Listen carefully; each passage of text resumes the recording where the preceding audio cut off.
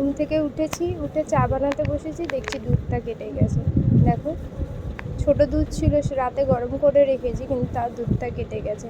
তো সবাইকে জানাই গুড মর্নিং। হ্যালো ফ্রেন্ড, কেমন আছো তোমরা? আশা করি ভালো আছো, আমিও আছি ভালো। এই গরমে চলছে আর কি।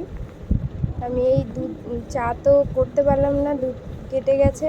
আর এইখান থেকে আমি বাটি বের করছি, অন্য বাটি, চা বানাবো বলে আর ডিম টোস্ট করবো। তার জন্য একটা গ্লাসও বের করে নিচ্ছি ডিমটা ফাটাবো বলে। আর জানোই তো আমার সব আলমারিতে রাখতে হয়, ওর জন্য 14বার আলমারি খুলতে হয়।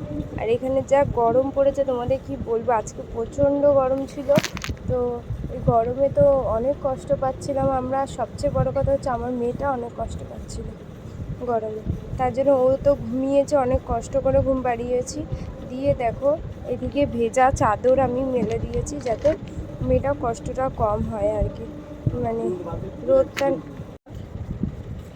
তো আমি এখানে দেখো, আর বাইরেটা তোমাদের দেখাচ্ছি। আমাদের এখানে পাইপ লাইনে কাজ হচ্ছে, কল বসবে বলে। তো এই যে পাইপের দেখছো, পাইপ পড়ে আছে, বড় বড় সব পাইপ। আর বাইরের রোদের তেজটা দেখো, আমাদের ওইটা পুরো চলে আছে খালপাড়ের দিকে। তো ওই পাইপটা ওইদিকে কাটাকুটি হচ্ছে, দেখতে পাচ্ছ। তো আমাদের এদিকে পাইপ লাইন বসবে। আমাদের এখানে জলের ব্যবস্থাটা নেই, জলের জন্য আমাদের সত্যি খুব অসুবিধা হয়, জল কিনে খেতে হয়। আর এই কলের জলে রান্না করা যায় না, কারণ না প্রচুর আয়রন। তো আমাদের রান্না করা, খাবার সব কিছুই ওই কেনা জলে হয়। আর এই চাদরটা তো মেলে দিয়েছি। দেখো, একটুখানি দিতে না দিতেই ঘরের ভেতরে শুকিয়ে যাচ্ছে। আর এটা হচ্ছে আমার জায়ের ঘর। তোমরা তো জানো আমাদের দুটো, মানে আমার জায়ের ঘর আমার ঘর প্রায় সমান, মানে বারান্দা ছিল না, তাই ওরা একটু কষ্ট করে টাকা পয়সা জোগাড় করে বারান্দাটা করছে আর কি। তার জন্য ওদের ঘরটা বেড়ার ঘরই থাকবে আর কি, শুধু একটু বারান্দাটা করেছে, এই যা। কেন রান্না করতে সত্যি খুব কষ্ট হয়। আর আমরা তো গরমে থাকি, আর যার একটা ঘর সেই জানে তার কত জ্বালা। জিনিসপত্র রাখা, ছোট বাচ্চাকে নিয়ে সত্যি খুব অসুবিধা হয়। আর এক ঘরে রান্না করা, এই দেখো গরমে ঘেমে আমার মেয়ে পুরো বালিশ ভিজিয়ে দিয়েছে। ঘরে দেখো টপ টপ করে জল পড়ছে। একদিকে একটু ঘরটা ঠান্ডা হয়েছে, কিন্তু সবসময় তো আর দেওয়া যায় না, ভেজা জামা কাপড় বলে নাকি ওই জলগুলো বাচ্চার গায়ে টানে। এই দেখো বৃষ্টি হয়েছে, সত্যি খুব মানে শান্তি। যা গরম ছিল, একটু বৃষ্টি হয়েছে, ঘরটা অনেক ঠান্ডা হয়ে গেছে। কিন্তু বৃষ্টির ঝাপটায় এদিকে কারেন্ট চলে গেছে, আমি আর দরজা বন্ধ করতে পারছি না, ঘর অন্ধকার হয়ে যাবে।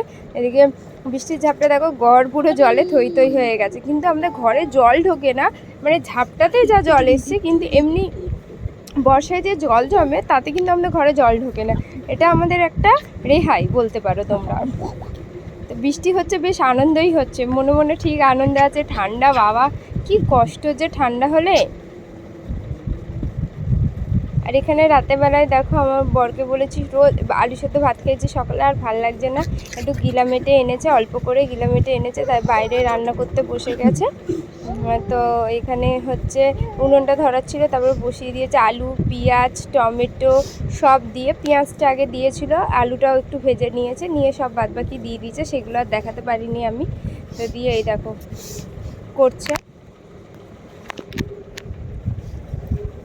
আজকে বাইরে রান্না করছি, কারণ গ্যাসটা না পুরো শেষের পথে, হুট করে যদি শেষ হয়ে যায়, এখন তো আর গ্যাস আনতে পারবো না। আর আমার মেয়ে জল গরম দুধ গরমে সত্যি খুব অসুবিধা হবে, মেয়েটার খাবার বানানোতে অসুবিধা হবে।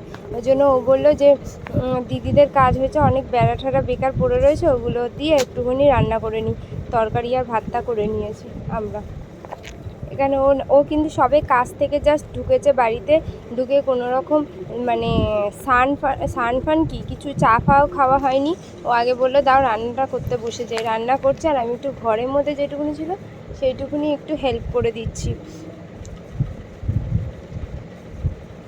আমরা চেষ্টা করি দুজনে একসাথে কাজ করাবো, বাড়ি থাকলে অনেকটা হেল্প হয় আমার আর কি। কিন্তু সবসময় তো আর থাকতে পারে না, কাজকর্ম তো ওকে বাইরে করতে হবে। কিন্তু থাকলে আমাকে অনেক, ও থাকলে আমার অনেক হেল্প করে, তার জন্য আমার একটু কষ্টটা কম হয়। তো দেখো এদিকে আমার ভাত হয়ে গেছে, তরকারিও হয়ে গেছে, তো আমরা এবার খেয়ে নিচ্ছি। ভালো লাগলো অবশ্যই একটা সাবস্ক্রাইব করো, লাইক করো, পাশে থেকো।